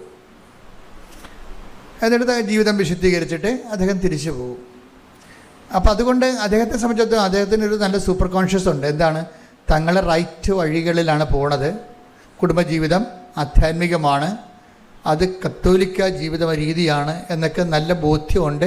അതുകൊണ്ട് കുറച്ച് സെൽഫ് കോൺഫിഡൻസ് ഉണ്ടാകും. അപ്പോൾ ഒരു ദിവസം ഇത് ഈ ചെറുപ്പക്കാരൊക്കെ കൊണ്ടുവന്ന് പുള്ള വീടിൻ്റെ വാതിക്കെ കൃപാസനം പത്രം വെച്ചും പോകും. അപ്പോൾ ഇയാളെ വീട്ടിൽ നിന്ന് പറഞ്ഞ് ഇവന്മാർക്ക് ബോധമില്ലേ, പ്രാന്തന്മാർ, ഈ അന്ധവിശ്വാസം എന്തിനാണ് ഇവന്മാർ ഇങ്ങനെ പ്രചരിപ്പിച്ചുകൊണ്ട് നടക്കുന്നത്? ഒന്നിലെ അവന്മാർ ചെറുപ്പമല്ലേ, അവന്മാർ പഠിച്ചിട്ട് വല്ല പ്രയോജനമില്ല, പഠിച്ച് വിദ്യാഭ്യാസമുണ്ട് പക്ഷേ വിവരമില്ല എന്നൊക്കെ പറഞ്ഞാൽ പെയ്തും പെരുക്കി പിള്ളേർ കൊണ്ടുവന്ന് കൃപാസന പത്രം പിള്ളേർ വാതിക്കെ വെച്ചുകൊണ്ട് പോകുമ്പോൾ ഇതുപോലെയുള്ള കുറേ ഡയലോഗൊക്കെ ഫിറ്റ് ചെയ്ത് പിള്ളകത്തിരിക്കും. ഒരു ദിവസം ഒരു അമ്മയും മകളും കൂടി വരും. ഒരു അമ്മയും മകളും കൂടി വന്നിട്ട് ഈ ചേട്ടനൊക്കെ ഭവിച്ചേട്ടനെ കാണും, ലീവിന് വന്നപ്പോൾ കാണും. പിന്നെ ഞങ്ങളെ കൃപാസനം മാതാവിനെക്കുറിച്ച് പറയാൻ വേണ്ടി വന്നതാണ്. ഇയാളുടെ വീട്ടിൽ കയറുന്നുണ്ടേ, ഇവരെ കാര്യമൊന്നുമില്ല. ഈ അമ്മയും മകളും കൂടി അവിടുന്ന് ആ നാട്ടിലുള്ള ആരാണ്. അപ്പോൾ വൈദ്യുസ്തനോട് പ്രേക്ഷിത പ്രവർത്തനം ചെയ്യുകയാണ് നടന്ന്. അപ്പോൾ അതിൻ്റെ പേരിൽ വീട്ടിൽ കയറിയതാണ്. വീട്ടിൽ കയറിയിട്ട് പത്രം കൊടുത്തിട്ട് എല്ലാവരും പിള്ളേരൊക്കെ ചെയ്തുകൊണ്ടിരുന്നത് എന്താണ്? പഠിക്കൽ പൂട്ടിക്കിടന്ന് പഠിക്കൽ 10 വരെ പോയി കളഞ്ഞില്ലേ. ഇവരങ്ങനെയല്ലേ, ഇവരകത്ത് കയറി ബൈജുവിനെ കണ്ടിട്ട് അയാളൊരു നല്ല മനുഷ്യനായതുകൊണ്ട് സംസാരിക്കുന്ന കുഴപ്പമൊന്നുമില്ല. പക്ഷേ അദ്ദേഹത്തിനോട് ഞങ്ങൾ കൃപാസന മാതാവിനെക്കുറിച്ച് നിങ്ങളോട് പറയാൻ വേണ്ടി വന്നതാണ്, ഇതാണ് അവിടുത്തെ പത്രം. അപ്പോൾ ഇയാൾ ഇതൊക്കെ ഞാൻ കുറേ കണ്ടിട്ടുള്ളതാണെന്ന് പറയും. ഇത് ഇയാളെ എന്ത് തട്ടാപ്പിടിയൊക്കെ പറയും. അപ്പോൾ ഈ വിലയമിച്ച് പറയും, അങ്ങനെയല്ല ബൈജു, കൃപാസന മാതാവ് സഞ്ചാരി മാതാവാണെന്ന് പറയും. നമ്മൾ പറയുന്ന സ്ഥലത്ത് വരുമെന്ന് പറയും. അതൊക്കെ ഞങ്ങളുടെ അനുഭവം എന്ന് പറയും. അപ്പോൾ ഇത് കേട്ടപ്പോൾ ഇപ്പോൾ സഞ്ചാരി മാതാവ് പുള്ളി കേട്ടിട്ടില്ല. സഞ്ചാരി മാതാവ് ആരുണ്ടാക്കിയതാണെന്ന് അറിയാമോ? ജോസഫ് ഉണ്ടാക്കിയതില്ലേ?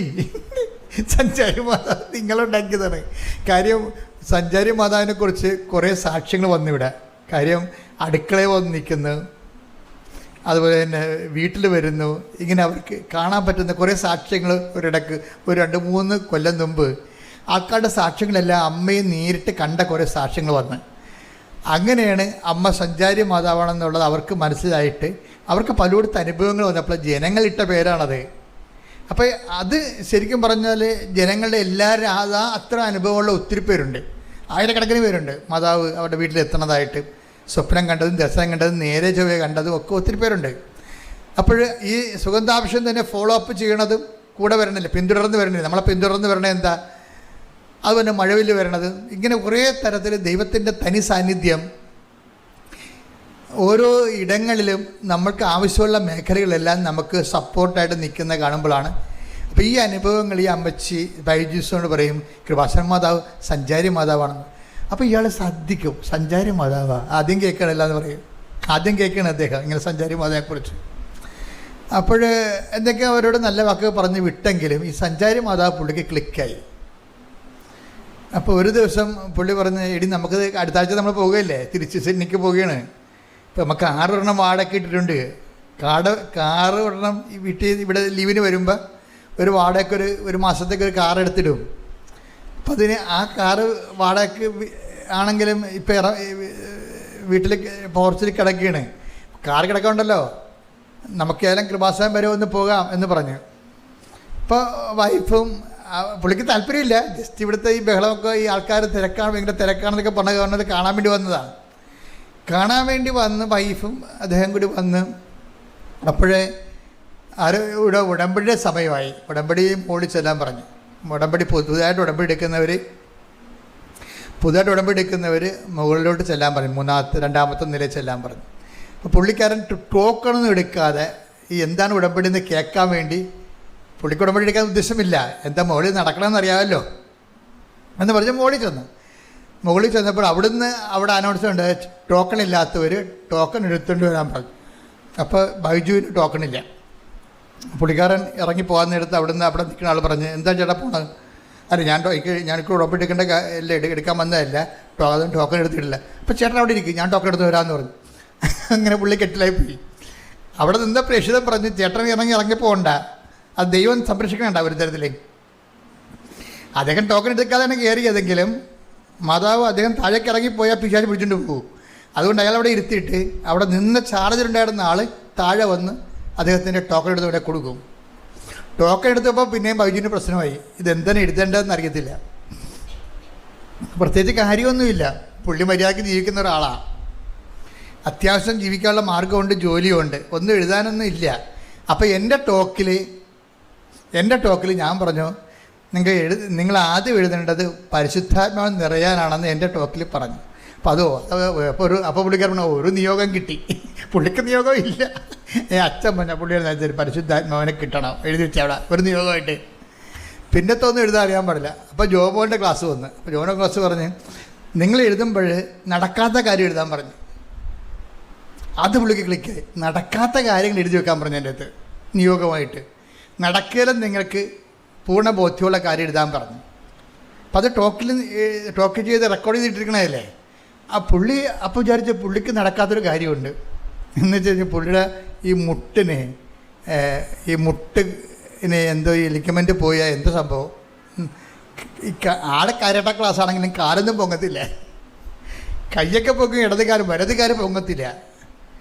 അപ്പം വേദന മാറുന്നില്ല. അപ്പോൾ ഈ 10-20 ധ്യാന കേന്ദ്രത്തിലൊക്കെ പുള്ളി പോയിട്ടുള്ളതാണ്, അവിടെയൊക്കെ രോഗശാന്തി പ്രാർത്ഥനയൊക്കെ കൂടിയതെങ്കിലും ഇതുവരെയൊക്കെ അതിനൊരു മാർഗ്ഗമില്ല. പുള്ളിക്കാരൻ അപ്പം ഓർത്ത് നടക്കാത്ത കാര്യമില്ലേ. അപ്പം അതിനെ പരീക്ഷിക്കുകയും ചെയ്യാം, അതാ പുള്ളിയുടെ ഉദ്ദേശം.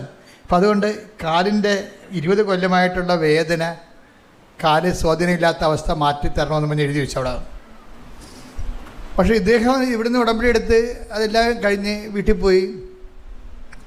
അതിനുശേഷം ആസ്ട്രേലിയയിൽ ചെന്ന് ഉടമ്പടി അദ്ദേഹത്തിൻ്റെ രീതി അനുസരിച്ച് ഏറ്റാൽ ഏറ്റതാണ്, ഏറ്റിട്ട് കുഴപ്പത്തില്ല, ഏറ്റില്ലെങ്കിൽ ഏറ്റത്തില്ല, അതിലേ ഉള്ളൂ. അദ്ദേഹത്തെ പറയുന്നുണ്ട്, എന്നെ സംബന്ധിച്ചിടത്തോളം ഒരു കാര്യം ചെയ്യാമെന്ന് ചെയ്യാമെന്ന് പറഞ്ഞാൽ ഞാനത് വെടിപ്പാട് ചെയ്യും, അല്ലെങ്കിൽ ഞാൻ ചെയ്യത്തുമില്ല. അതാണ് നിലപാട്. അത് അങ്ങനെയാണ്. അപ്പോൾ ഉടമ്പടി ചെയ്യാമെന്ന് പറഞ്ഞില്ലേ, അതുകൊണ്ട് പുള്ളിക്കാരന് ഉടമ്പടി വൃത്തിയായിട്ട് അങ്ങനെ ചെയ്യാൻ തുടങ്ങി, ഭംഗിയായിട്ട് ചെയ്യാൻ തുടങ്ങി. നേരത്തെ പത്രം കൊടുക്കാൻ പുള്ളിയുടെ ജീവിതത്തിൽ ഇല്ലാത്തൊരു കാര്യമാണ്. പണ്ട് പുള്ള വീട്ടിൽ പത്രം കൊണ്ടുവന്നിട്ട് അവരൊക്കെ വിദ്യാഭ്യാസത്തിൻ്റെ വിവരമില്ലെന്ന് പറഞ്ഞ ആൾ തന്നെത്താൻ തന്നെ ഈ പത്രം കൊടുത്ത് ഓഫീസൊക്കെ കൊടുക്കാൻ തുടങ്ങി. ആസ്ട്രേലിയയിൽ മലയാളികളെ കണ്ട് കൊടുക്കാൻ തുടങ്ങി, ഇംഗ്ലീഷ് കണ്ട് കൊടുക്കാൻ തുടങ്ങി. അപ്പം ചെയ്യാനുള്ള കാര്യമൊക്കെ പുള്ളി ഭംഗിയായിട്ട് ചെയ്യുന്നുണ്ട്. ചെയ്തതിന് ശേഷം 2 ദിവസം ഇയാളെ നടപ്പൊക്കെ കണ്ടപ്പോൾ ഭാര്യ ചോദിച്ച്, ബൈജു നിങ്ങളുടെ കാലിൻ്റെ വേദന ഇപ്പം ഇല്ലേ? അപ്പോഴാണ് ബൈജു വിളിക്കണത്, ശരിയാണല്ല, വേദന എപ്പോൾ പോയെന്ന്, 20 കൊല്ലമായ വേദനയാണ്, അത് എപ്പോൾ പോയെന്ന് പുള്ളിക്ക് അറിയത്തില്ല. It is gone. അപ്പോഴാണ് പുള്ളി കണ്ണു നിറഞ്ഞു പോയത്. എന്താണ് ആ കൃപാസനത്തിൽ സംഭവിക്കണമെന്ന് പുള്ളിക്ക് മനസ്സിലായത്. അപ്പോൾ പിന്നെ പുള്ളി കുറച്ചുകൂടി ഉശിരോടുകൂടി കാര്യങ്ങളെല്ലാം ഉടമ്പടി ജീവിതത്തിലായിട്ട് പതുക്കെ കൃത്യമായിട്ട് വന്ന് കഴിഞ്ഞപ്പോൾ 2 ദിവസം കഴിഞ്ഞപ്പോൾ ഒരു ഫിലിപ്പീനുമായിട്ട് പുള്ളി സംസാരിക്കുകയാണ്. അപ്പോൾ അതേ കമ്പനിയിൽ ഒരു പുതിയ ലേഡി സ്റ്റാഫ് വന്ന്, അപ്പോൾ ഫിലിപ്പീനോ പുള്ളിയോട് ചോദിച്ചു, ആ ലേഡി സ്റ്റാഫിനെ എനിക്ക് വേറെ കമ്പനി വെച്ച് അറിയാവുന്നതാണ്, ഇവിടെ വന്നിട്ട് എങ്ങനെയുണ്ട് എന്ന് ചോദിച്ചു. അപ്പോൾ വൈദ്യു പറഞ്ഞ അവളൊരു വേസ്റ്റാണെന്ന് പറഞ്ഞു. ആര്? ഫിലിപ്പീനോ സ്റ്റാഫ് ഒരു വേസ്റ്റാണ്. കാര്യം അവർക്ക് പണി അറിയത്തില്ല. ഇതിനൊക്കെ എന്തിനാണ് ഇത് കെട്ടിയെടുത്ത് കൊണ്ടുവന്നിട്ട് അവർ പണി ചെയ്യാത്ത കൊണ്ട് മറ്റുള്ളവർക്കിട്ട് പണി ഉഴപ്പറുണ്ട് എന്ന് പറഞ്ഞാൽ അതൊരു വേസ്റ്റാണെന്ന് പറഞ്ഞു. അത് പറഞ്ഞ് നാക്കിട്ടില്ല, ഈ വേദന തിരിച്ചു വന്ന്. അതാണ് വിഷയം, വേദന തിരിച്ചു വന്നു. അപ്പോൾ ഉടനെ ബൈജു പറഞ്ഞു, മാതാവ് പറ്റിച്ചതായിരിക്കും, എനിക്ക് വേദന മാറിയെന്ന് അപ്പം തോന്നിയതേ ഉള്ളതായിരിക്കും, ആ വേദന ഒന്നും മാറിയിട്ടില്ല, അത് അവിടെ തന്നെ ഉണ്ട്, ഇപ്പോൾ അത് തിരിച്ചു വന്നല്ല എന്ന് പറഞ്ഞു.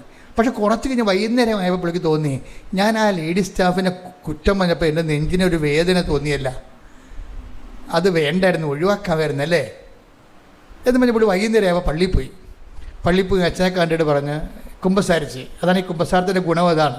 അപ്പം നമ്മളെപ്പോഴും ശ്രദ്ധിക്കണം, ഇവിടുന്ന് എന്തെങ്കിലും പറഞ്ഞൊക്കെ തരുന്നുണ്ടെങ്കിൽ കൃത്യമല്ലാത്ത ഒരു കാര്യം സഭ പഠിപ്പിക്കത്തില്ല, കൃത്യമല്ലാത്ത ഒരു കാര്യം സഭ ഉപദേശിക്കത്തുമില്ല. സഭയ്ക്ക് എങ്ങനെ കരയിൽ നിന്നുള്ള പ്രസംഗമൊന്നും ഇല്ലെങ്കിലും പറയണ കാര്യങ്ങൾ വൃത്തിയും മെനയും കൃത്യമായിരിക്കും. ഒത്തിരി കാലം സഭ പ്രാർത്ഥിച്ച് എല്ലാ മേഖലകളിലും ഡിസ്കസ് ചെയ്ത് അതിൻ്റെ സ്പെഷ്യലിസ്റ്റും എല്ലാ കാര്യവും നോക്കിയിട്ട് അതിൻ്റെ കാനോണിസ്റ്റുകൾ, അതിൻ്റെ തിയോളജിയൻസ് എല്ലാം പഠിച്ചതിന് ശേഷമേ സഭ ഒരു കാര്യം പറയത്തുള്ളൂ. അപ്പോൾ നിങ്ങളവർക്ക് ഈ മാർപ്പാപ്പയെ കൊണ്ട് പറയിപ്പിക്കണമെല്ലാം മാർപ്പാപ്പ ഒറ്റ ശ്വാസത്തിൽ പറയണതാണ്, രാഷ്ട്രീയക്കാരെ പോലെ പ്രസംഗം, അങ്ങനല്ല.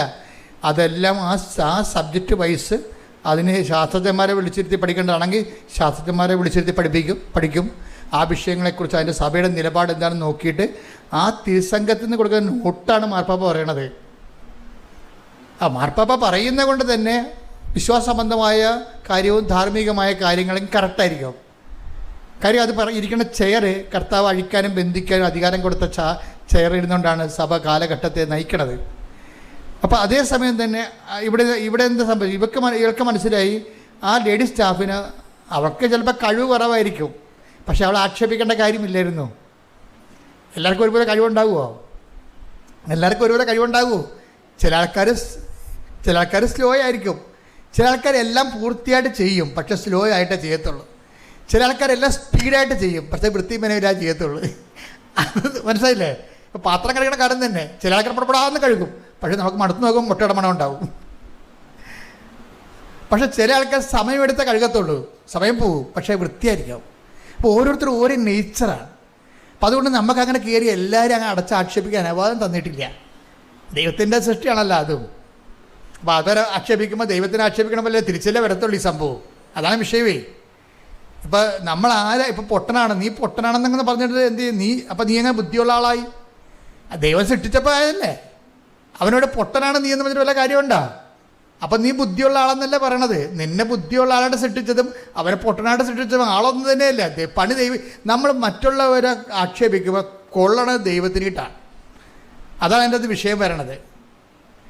അപ്പം അതുകൊണ്ട് തന്നെ വളരെ പാകതയോടുകൂടി മാത്രമേ ദൈവത്തെ അറിഞ്ഞവർ സംസാരിക്കരുത്. അറിയാത്തവർക്ക് എന്തും സംസാരിക്കാം, ഒരു കുഴപ്പമില്ല. അവർക്ക് പിന്നെ ഇവിടെ കിടന്നുള്ള ജീവിതമല്ലേ ഉള്ളൂ. അത് കഴിയുമ്പോൾ ചാപ്റ്റർ ക്ലോസ് ചെയ്യത്തില്ലേ. ഇവിടെ ചാപ്റ്റർ ക്ലോസ് ചെയ്യാത്ത ആൾക്കാർ ഇവിടെ സൂക്ഷിച്ച് കൈകാര്യം ചെയ്യേണ്ടത്. അതുകൊണ്ട് ഇവൻ്റെ വിശുദ്ധി നഷ്ടപ്പെട്ട, മറ്റുള്ള ആക്ഷേപിച്ച് ഇവൻ്റെ വിശുദ്ധി പോയി കഴിഞ്ഞപ്പോൾ ഇവൻ്റെ പ്രൊട്ടക്ഷൻ പോയി. ആ വേദന തിരിച്ചു വന്നു കഴിഞ്ഞപ്പോൾ ഉടനെ രാത്രി പോയി കുമ്പസാരിച്ച് ആശീർവാദം മേടിച്ച് പാപക്ഷമം മേടിച്ചു. കർത്താവിൻ്റെ പാപക്ഷമല്ല. വൈദികൻ അവിടെ ആരാണ്? കർത്താവിൻ്റെ ഒരു ആളായ്മയായിട്ടിരിക്കുകയല്ലേ. ഞങ്ങളൊക്കെ ഒരു മാധ്യമമല്ലേ, കർത്താവിൻ്റെ ഒരു മീഡിയമാണ്. കർത്താവാണ് അതിലൂടെ പ്രവർത്തിക്കുന്ന സഭയെ. അപ്പം ആ അധികാരത്തിലാണ് ഇവൻ്റെ പാപം മോചിച്ച് കിട്ടി. അവനെന്താ വേണ്ടത്? പശ്ചാത്താപം വേണം. അതിനെന്താ ചെയ്യേണ്ടത്? ഇനി ഇങ്ങനെ ആവർത്തിക്കത്തില്ലെന്ന് പറയണം. അതാണ് പ്രശ്നം. ചില കുമ്പസാരക്കാർ ചിലത് ഒക്കാത്തതിൻ്റെ കാരണം എന്തറിയാമോ? പശ്ചാത്താപം ഇല്ല. ഇനി ഇങ്ങനെ ആവർത്തിക്കോ ഇല്ലേ നിങ്ങൾക്കറിയത്തില്ല. ഇപ്പോൾ തൽക്കാലം മുട്ടുശാന്തിക്ക് വേണ്ടി അഭ്യാസം കാണിക്കുന്നതാണ്. അതല്ല, ചില ആൾക്കാർക്ക് ഒരു 1-1.5 കുമ്പസാരമായിരിക്കും. സങ്കടമുണ്ട്, അത് തെറ്റാണെന്ന് മനസ്സിലായി. ഇനി ഞാനത് ആവർത്തിക്കത്തില്ലെന്ന് കുമ്പസാര കൂടെ വെച്ച് അവൻ സ്വന്തമായിട്ട് ദൈവത്തോട് പറയും. അതിന് വൈദികൻ അവന് ഉപദേശവും ആശീർവാദം കൊടുക്കും. അവൻ ഓക്കെയാവും. അവൻ്റെ രോഗവും കർത്താവ് ഏറ്റെടുക്കും. ഇവൻ കുമ്പസാരിച്ച് ആശീർവാദം മേടിച്ചപ്പോൾ തന്നെ ആ തിരിച്ചു വന്ന വേദന പിന്നെ അപ്രത്യക്ഷമായി. പിന്നെ പറയുകയാണ്, ഇപ്പം 2 കൊല്ലമായിപ്പോൾ ഇന്ന് വരെ ആ വേദന തിരിച്ചു വന്നിട്ടില്ല.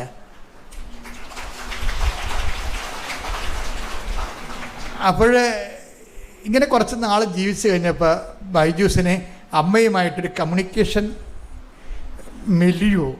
ഒരു കമ്മ്യൂണിക്കേഷൻ സംസർഗ മേഖല രൂപപ്പെട്ട് വന്നു. ഇവർ തമ്മിൽ സംസാരിക്കുന്ന രീതിയിലായി.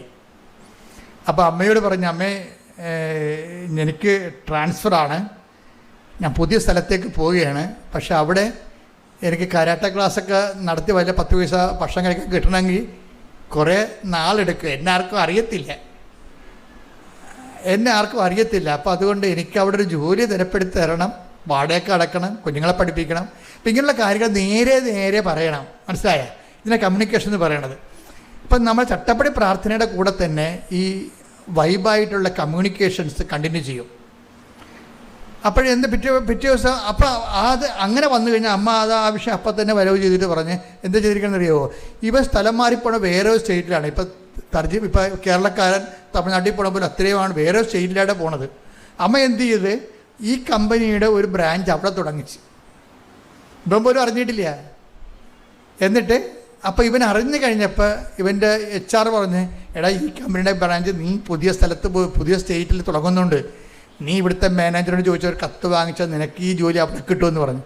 അതുപോലെ തന്നെ അമ്മയോട് പറഞ്ഞ പോലെ തന്നെ ആ ജോലി ആ സ്റ്റേറ്റിൽ ഇവൻ ഇവിടെ തിരുന്ന് ചെയ്തിരുന്ന ജോലി അവിടെ കിട്ടി. അപ്പോൾ അവിടെ സെറ്റായിപ്പോയി. 2 കൊല്ലം വർക്ക് ചെയ്ത കമ്പനിയിൽ. പക്ഷെ കമ്പനി വലിയ മെച്ചമുണ്ടായില്ല. കമ്പനിയിൽ പുതിയ കമ്പനി അവിടെ ക്ലച്ച് പിടിക്കാൻ കുറേ താമസിച്ച്.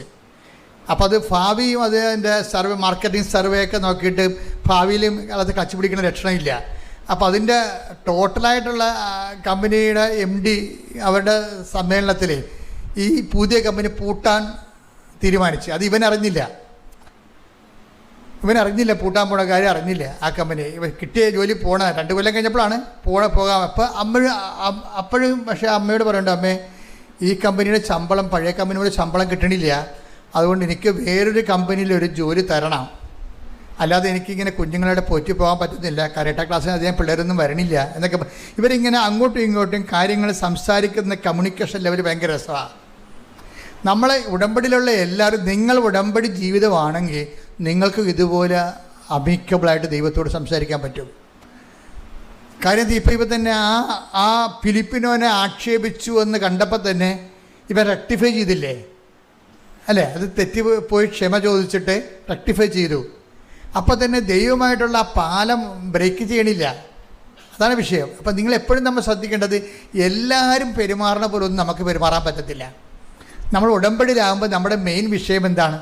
ദൈവമാണ്. ഈ ബൈജൂസിൻ്റെ സാക്ഷ്യം സ്കാൻ ചെയ്യുമ്പോൾ എനിക്ക് മനസ്സിലായ ഒരു സത്യം, ബൈജൂസ് ഇടയ്ക്കൊക്കെ പറയും, പിന്നെ ജോലിയല്ല കേട്ടാ പ്രശ്നം, എനിക്ക് ദൈവമാണ് പ്രശ്നമെന്ന് അമ്മയോട് പറയും. എനിക്ക് കുർബാന മുടക്കുന്ന ഒരു കണ്ടീഷൻസ് വരരുത്. എൻ്റെ ഷിഫ്റ്റ് അറേഞ്ച് ചെയ്യുമ്പോൾ എൻ്റെ കുർബാന ഉറപ്പ് വരുത്തിയിട്ട് നീ ഷിഫ്റ്റ് അറേഞ്ച് ചെയ്യുക. ആരോട് പറയണം? HR പറഞ്ഞതല്ല, മാതാവിനോട് പറയണതാണ്, അമ്മയോട് പറയണതാണ്. വേറെ എനിക്ക് എൻ്റെ ജോലി നീ അറേഞ്ച് ചെയ്യുമ്പോൾ എൻ്റെ കുർബാന മിസ്സാകാൻ എനിക്ക് പറ്റത്തില്ല, മിസ്സായിട്ടൊരു ജീവിതം വേണ്ട. അപ്പം അതുകൊണ്ട് എൻ്റെ ജോലി ചെയ്യുമ്പോൾ എനിക്ക് ഡെയിലി കുർബാനയ്ക്ക് പോകാനുള്ള നീ അറേഞ്ച് ചെയ്യണം. അപ്പോൾ അതനുസരിച്ച് അമ്മ ഇവൻ്റെ ലൈഫ് ഷിഫ്റ്റാക്കി ഇങ്ങനെ റീഅറേഞ്ച് ചെയ്യുമ്പോൾ കുർബാനയ്ക്ക് പോകാനുള്ള സമയം ബ്ലാങ്കായിട്ട് ഇട്ടാണ് ഷിഫ്റ്റ് ചെയ്യണത്. അപ്പോൾ ഇതെല്ലാം HR പറഞ്ഞു ഉണ്ടാക്കിയതല്ല, HR പറഞ്ഞിട്ടുണ്ട് വിഷയം, പക്ഷേ അമ്മയോടാണ് ആദ്യം പറയണ ഈ വിഷയം. അപ്പോൾ ഇതിങ്ങനെ ഓരോ കാര്യങ്ങളും നമ്മുടെ ജീവിതത്തിൽ വരണത് നമ്മൾ വൃത്തിമേനയുമായിട്ട് ഉടമ്പടി ജീവിതം ജീവിക്കുമ്പോൾ നമുക്ക് കമ്മ്യൂണിക്കേഷൻ കപ്പാസിറ്റി കിട്ടും. ഉടമ്പടിയിൽ ഏറ്റവും വലുത് ഈ കമ്മ്യൂണിക്കേഷൻ കപ്പാസിറ്റിയാണെന്ന് തോന്നണത്. നമുക്ക് ധൈര്യമായിട്ട് നമ്മുടെ അവസ്ഥകൾ, ഇപ്പോൾ ഡേവിസിയേട്ടൻ പറഞ്ഞത് എന്താണ്, അമ്മേ ഞാൻ ഈ കുരിശ് ചുമന്നുകൊണ്ടാണ് വരണത്, അമ്മ ഞങ്ങളെ കാണുന്നില്ലേ എന്ന്, അമ്മ ഞങ്ങളുടെ അവസ്ഥ കാണുന്നില്ലേ എന്നാണ് ചോദിക്കണത്. അപ്പോൾ അതിന് എമർജൻസി ആയിട്ട് മറുപടിയാണ് എന്താണ്, സുഗന്ധാഭിഷേകം മനസ്സിൽ ഞാൻ കാണുന്നുണ്ട്, കൂടെയുണ്ട്, ധൈര്യമായിട്ട് മുന്നോട്ട് പോകാൻ പറയണം, ഉടനെ മെസ്സേജാണ്. അപ്പോൾ അതുകൊണ്ട് ഞാൻ വളരെ അതായത് ഈ എപ്പോഴും നമ്മൾ ശ്രദ്ധിക്കേണ്ട ഒരു കാര്യമേ. മർക്കോസ് 11:23. മർക്കോസ് 11:23. സത്യമായി ഞാൻ നിങ്ങളോട് പറയുന്നു. പറഞ്ഞേ, സത്യമായി ഞാൻ നിങ്ങളോട് പറയുന്നു, സത്യമായി ഞാൻ നിങ്ങളോട് പറയുന്നു, ആരെങ്കിലും ഈ മലയോട് ഇവിടെ നിന്ന് മാറി കടലിൽ ചെന്ന് വീഴുക എന്ന് പറയുകയും ഹൃദയത്തിൽ ശങ്കിക്കാതെ താൻ പറയുന്നത് സംഭവിക്കുമെന്ന് വിശ്വസിക്കുകയും ചെയ്താൽ അവനത് സാധിച്ചു കിട്ടും. ഇത് ഞാൻ സെമിനാരി പഠിക്കണ കാലം മുതൽ കേൾക്കണതാണ്. അപ്പം ഞാൻ പറയും ഇതൊന്നും നടക്കാൻ പോണില്ല, മലയൊക്കെ പോയി കടലിൽ വീഴാൻ പോകണം നമ്മൾ പറയുമ്പോൾ. പക്ഷേ എന്താ പ്രശ്നം എന്നറിയാം, എന്താ പറഞ്ഞിരിക്കണത്? കർത്താവ് പറഞ്ഞ ഒരു കാര്യം തെറ്റിപ്പോകത്തില്ല. മലയെന്ന് പറഞ്ഞാൽ എന്താണ്? എവറസ്റ്റ് കൊടിമുടിയും സഖ്യപ്രദവും അല്ല, ജീവിത തടസ്സങ്ങളാണ്. ബൈജുവിന് എന്തുമാത്രം മലകളാണ് വരണമെന്ന് നോക്കിയേ. കരാട്ട ക്ലാസ്സിൽ പിള്ളേരില്ല, അതൊരു മലയല്ലേ. നിങ്ങൾക്ക് ഇത് വരുന്നില്ല, വിസ പുതുക്കി കിട്ടണില്ല, അതൊരു മലയല്ലേ. ജീവിത വഴികളിലെ ഒരു തടസ്സത്തിനല്ലേ മലയെന്ന് പറയണത്. ജീവിത വഴികളിലുള്ള തടസ്സം, അതിനാണ് ഈ മലയെന്ന് പറയണത്. അപ്പോൾ സുവിശേഷത്തിലെ അപ്പോൾ എന്താ പറയണത്? ഹൃദയത്തിൽ എന്ന് വായിച്ചേ, ഹൃദയത്തിൽ ശങ്കിക്കാതെ താൻ പറയുന്നത് സംഭവിക്കുമെന്ന് വിശ്വസിക്കുകയും ചെയ്താൽ അവന് അത് സാധിച്ചു കിട്ടും. ഒരു കാര്യം സാധിച്ചു കിട്ടുന്നല്ലേ പറഞ്ഞത്. ഇപ്പൊ നിങ്ങൾ പറയല്ലേ, നിങ്ങൾ കാര്യസാധ്യത്തിനാണ് കൃപാസനത്തിൽ പോണത്. സംശയം എന്താ? കാര്യസാധ്യത്തിനല്ലേ വരുന്നത് അല്ലേ? ആണ്. അതെന്താണ്? അതിന് പ്രൊവിഷനുണ്ട്. എന്താണ് അതിന്റെ പ്രൊവിഷൻ? എന്താണ്? നിങ്ങൾ ഒന്ന് വായിച്ചേ. സത്യമായി ഞാൻ നിങ്ങളോട് പറയുന്നു, ആരെങ്കിലും ഈ മലയോട് ഇവിടെ നിന്ന് മാറി കടലിൽ ചെന്ന് വീഴുക എന്ന് പറയുകയും ഹൃദയത്തിൽ ശങ്കിക്കാതെ താൻ പറയുന്നത് സംഭവിക്കുമെന്ന് വിശ്വസിക്കുകയും ചെയ്താൽ അവനത് സാധിച്ചു കിട്ടും. എന്നാ പറയണത്. എന്ത് ചെയ്യണം? ഹൃദയത്തില് ശങ്കിക്കരുത്. അവിടെയാണ് നമ്മുടെ പ്രശ്നം. ആധ്യാത്മിക ജീവിതത്തിൻ്റെ പ്രശ്നം എന്ന് പറയുന്നത് ആൾക്കാർക്ക് എല്ലാവർക്കും 99% ആൾക്കാർക്കുള്ള പ്രശ്നം എന്താണ്? ഹൃദയത്തിൽ ശങ്കയാണ്. നമ്മുടെ മുമ്പിലുള്ള ത്രെട്ട് എന്താണ്? ചാലഞ്ച് എന്താണ്? ഈ ഹൃദയത്തിൽ ശങ്ക എങ്ങനെ മാറ്റാവുന്നുള്ളതാണ് അല്ലേ? എല്ലാത്തിൻ്റെയും പ്രശ്നം എന്താണ്? ഇപ്പം കൃപാസനത്തിൽ 23 കൊല്ലം മക്കളില്ലാത്തവരുണ്ട്. ആ 23ാമത്തെ കൊല്ലം ഉടമ്പടി എടുക്കുമ്പോൾ അവർക്ക് മക്കളായി. എന്താ കാര്യം? അവർ ഹൃദയത്തിൽ ശങ്കിക്കുന്നില്ല, കർത്താവ് എനിക്ക് മക്കളെ തരുമെന്ന്. 23 കൊല്ലവും കണ്ട ഡോക്ടർമാരും ചെയ്ത പരീക്ഷണങ്ങളും എല്ലാം പറഞ്ഞത് നിനക്ക് മക്കളെ കിട്ടത്തില്ലെന്നാണ് പറഞ്ഞത്. അതൊരു മല പോലെ അങ്ങ് വന്ന് നിൽക്കുകയാണ്. ഈ മലയോടാണ് മാറിപ്പോയി കടലിൽ വീഴാൻ പറയണത്. എന്താണ്? ഉടമ്പടി എന്ന് പറയുന്നത് മലകൾ, ജീവിതത്തിൻ്റെ മലകളോട് നമ്മൾ നടത്തുന്ന ജീവിതം കൊണ്ടുള്ള ശാസ്ത്രയാണ് പോയി കടലിൽ വീഴാൻ പറയണത്. എങ്ങനെയാണ്? ഹൃദയത്തിലെ ശങ്കിക്കാതെ. ഇനി ഹൃദയത്തിൽ ശങ്കിക്കാതിരിക്കണമെങ്കിൽ എന്ത് ചെയ്യണം? അവിടെയാണ് പ്രശ്നം. ബുദ്ധിയിലല്ല ശങ്കയുള്ളത്. ബുദ്ധിയിൽ ശങ്കിച്ചാലും കുഴപ്പമൊന്നുമില്ല. ബുദ്ധി കൊണ്ട് നടക്കുക എന്നാണ്. റീസൺ അല്ലേ അവിടെ ഉപയോഗിക്കണത്. അയ്യോ അതെങ്ങനെ നടക്കാനാണ്? നടക്കത്തില്ലല്ലോ. കാര്യം ഒരു സീറ്റേ ഉള്ളൂ. സുവോളജിക്ക് എന്നെക്കാളും എനിക്ക് 90% മാർക്കേ ഉള്ളൂ. ബോട്ടണിക്ക് 99% മാർക്ക് കിട്ടിയ ആളുണ്ട്. അപ്പോൾ അവരെ എടുക്കുക, എന്നെ എടുക്കുക, അത് ന്യായമല്ലല്ലോ എന്നൊക്കെ നമുക്ക് ബുദ്ധി കൊണ്ട് ആലോചിച്ചിട്ട് നമുക്ക് വേണമെങ്കിൽ അണ്ടർ എസ്റ്റിമേറ്റ് ചെയ്യാം. പക്ഷെ ബുദ്ധിയുടെ വിഷയം വിശ്വാസത്തിൽ വരുന്നില്ല, ഹൃദയത്തിൽ. എന്താ ഈശോ പറഞ്ഞത്? ബുദ്ധി ശങ്കിക്കാതെ എന്നല്ല പറയണത്. ബുദ്ധി ശങ്കിക്കാൻ 100,000 കാര്യമുണ്ട്. ബൈബിൾ വർക്കൗട്ട് ചെയ്യണത്, ഉടമ്പടി വർക്കൗട്ട് ചെയ്യണത് ബുദ്ധിയുമായിട്ടുള്ള സംഭവമാണ്. ബുദ്ധി എന്ന് പറഞ്ഞാൽ മെറിറ്റിൻ്റെ വിഷയമാണ്. ഒരാൾക്ക് 90 ഒരാൾക്ക് 99 ആണെങ്കിൽ മെറിറ്റല്ലേ പറയാം. അപ്പോൾ ഉടമ്പടി എന്താ സംഭവിച്ചിരിക്കുന്നത്?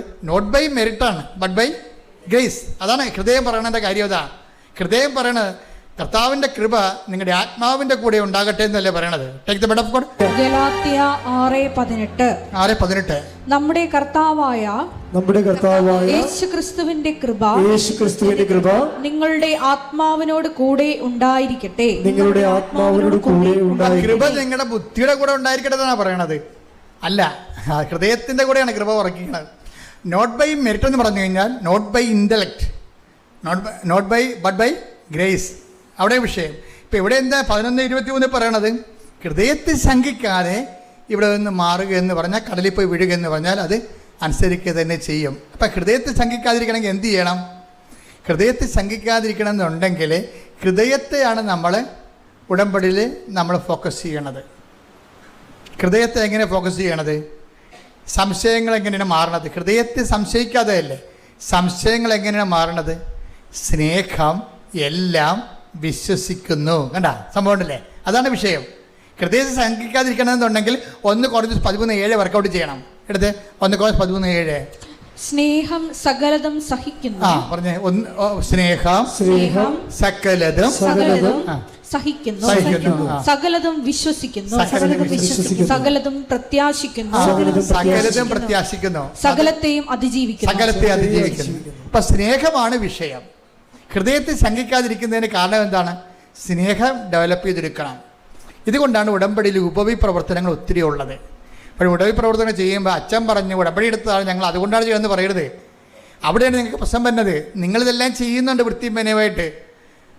ഉപവി ചെയ്യുന്നുണ്ട്, ഓർഫനേജിൽ പോകുന്നുണ്ട്, ദാനധർമ്മം ചെയ്യുന്നുണ്ട്, കുഞ്ഞുങ്ങൾക്ക് ഉടുപ്പ് കൊടുക്കുന്നുണ്ട്, ഭക്ഷണമില്ലാതെ ഭക്ഷണം കൊടുക്കുന്നുണ്ട്, സഹായിക്കുന്നുണ്ട്, എല്ലാ പണിയും നിങ്ങൾ ചെയ്യുന്നുണ്ട്.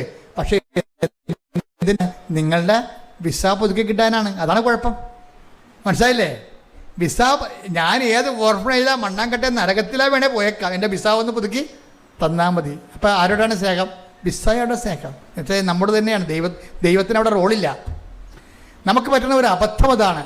എന്തുകൊണ്ടാണ് വ്യക്തികൾ ദൈവസ്നേഹത്തെ വളരാത്തതിൻ്റെ കാരണം? അവർ ദൈവത്തിനെ അല്ല സ്നേഹിക്കണത്. അവരിങ്ങനെ ഉപപ്രവർത്തനം ചെയ്യും, പത്രങ്ങൾ കൊടുക്കും, വെയിൽ കൊള്ളും, മഴ കൊള്ളും, ദാനധർമ്മം ചെയ്യും. എല്ലാം എന്തിനാണ്? വിസ പുതുക്കി കിട്ടാനോ, മക്കളുണ്ടാകാനോ, കല്യാണം കെട്ടാനോ, വസ്തു വിൽക്കാനോ, ജപ്തി മാറാനോ ഒക്കെയാണ്.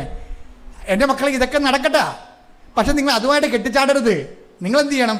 നിങ്ങൾ ചെയ്യുന്നതിന് എല്ലാത്തിനും വേറെ അക്കൗണ്ടിലോട്ട് മാറ്റണം. അത് ഏത് അക്കൗണ്ടാണ്? ഞാൻ ഇതുവഴി എൻ്റെ ദൈവത്തെ സ്നേഹിക്കുന്നു. Got the point. നമ്മുടെ വിഷയം എന്താണ്? ഹൃദയത്തിൽ ശങ്കിക്കാതെ ഹൃദയത്തെ എങ്ങനെ ദൈവസ്നേഹത്തെ വളർത്താൻ പറ്റുമെന്ന് ചോദിച്ചാൽ അതിൻ്റെ ഉത്തരം നമ്മൾ ചെയ്യുന്ന എല്ലാ ഉപവിപ്രവർത്തനങ്ങളും സുവിശേഷ വേലകളും നമ്മുടെ വിഷയത്തിന് വേണ്ടി മാത്രമല്ല, നമ്മുടെ വിഷയത്തിന് വേണ്ടിയല്ല, ദൈവമായിരിക്കണം നമ്മുടെ വിഷയം. മനസ്സിലായി? ഇതാണ് ബൈജു ഈ ലെവലിലോട്ട് അങ്ങോട്ട് വളരുകയാണ്. ബൈജു മാതാവിനെ കണ്ടപ്പോൾ മാതാവിനോട് പറഞ്ഞത്, അമ്മേ കാര്യങ്ങളൊക്കെ ശരിയാണ്, എനിക്ക് ജോലിയുണ്ടോ ഇല്ലാതിരിക്കുകയോ അതൊക്കെ അമ്മയുടെ പ്രശ്നമാണ്, എൻ്റെ പ്രശ്നം കുർബാനയാണെന്ന് പറയും. അതാ അപ്പോൾ എന്താ വിഷയം? അവൻ്റെ വിഷയം എന്താണ്? അവൻ്റെ വിഷയം കുർബാനയാണെന്ന്. എനിക്ക് കർത്താവിൻ്റെ ആലയത്തിൽ വരികയും എനിക്ക് കുർബാന കൂടുകയും ചെയ്യണം. അപ്പോൾ ആ വിഷയം ആരായി? അവൻ്റെ വിഷയം എന്തായി? അവൻ്റെ വിഷയം കരട്ടയല്ല, അവൻ്റെ വിഷയം കമ്പനിയല്ല, അവൻ്റെ വിഷയം വരുമാനമല്ല. പിന്നെ എന്താണ്? ദൈവമാണ് വിഷയം. മനസ്സിലായില്ലേ? ദൈവമാണ് വിഷയം. അപ്പോൾ ദൈവസ്നേഹം വർദ്ധിച്ച് നമ്മുടെ വിഷയം എന്നുള്ളത് വിട്ടിട്ട് ദൈവം തന്നെയാണ് നമ്മുടെ വിഷയം എന്നുള്ള ഒരു ട്രാൻസിഷൻ ഇവിടെ സംഭവിക്കണം. അതാണ് ഉടമ്പടിയുടെ വിജയം എന്ന് പറയുന്നത്. പ്രാർത്ഥിക്കുക, കർത്താവായ ദൈവമേ, കർത്താവായ ദൈവമേ, എന്റെ വിഷയത്തെക്കാൾ ദൈവം തന്നെയാണ് എന്റെ വിഷയമായി മാറുന്ന ഉടമ്പടി അഭിഷേകത്തിലേക്ക് എന്നെ ഉയർത്തണമേ. ശ്രദ്ധിക്കട്ടെ, ഹല്ലേലൂയ. മഹത്വം, ആരാധന, ആരാധന.